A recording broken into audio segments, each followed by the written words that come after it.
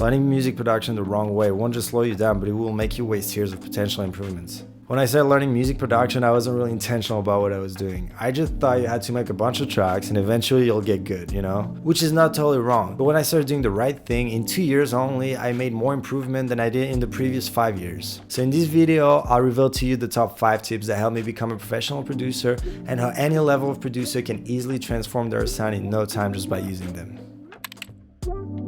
Back in college, I had one friend who started producing one of his tracks, and after making the first version of it, he just went back to it and started changing stuff, changing the production, changing the lyrics, the melody, and so on. He spent a month on this track. What happened is that a few months later, I only had one song kind of finished that he didn't really like anymore. In the meantime, me and my other friend made dozens and dozens of tracks, which led to much more finished music and a much better overall progress. So there's 2 lessons here. The first one is that quality comes with quantity. Especially in the beginning, you're gonna have to make a lot of tracks to make good music. You're gonna make a lot of tracks, don't get too attached.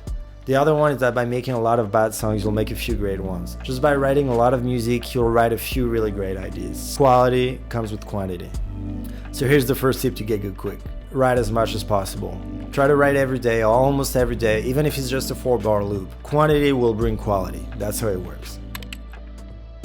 When I was starting out, like everybody, I was watching a lot of YouTube videos, and I think I was learning, but like a few days later, I would come back to my DAW and I realized I couldn't remember anything. The human brain is built in a way that we learn through experiences. There is countless studies that prove the best way to actually learn is to play. So we don't actually learn by hearing or by watching or any of those. The best way to learn is by actually doing the thing. So logically, the best way to learn is to reproduce what you're learning.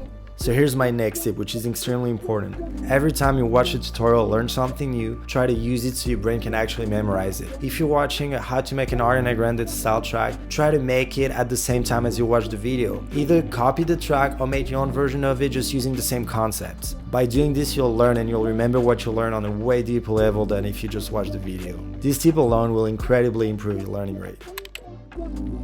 So here's tip number 3. I'm not a singer myself, and like many other producers in the same situation, I just spent years alone in my room just making beats. Until one day where I started meeting more artists and songwriters and singers that I could start working with. A few things happened. I realized that there's much more skills involved in making a great song than making a great beat.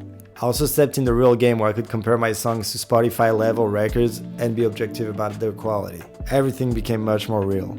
So here's what I recommend. As soon as you can make decent sounding instrumental, go out there and start networking with some artists and songwriters of the same level as you, so you guys can start working on music together. Try to make music as finished and release ready as possible. You're gonna make much more progress by doing this than just by making beats alone in your room.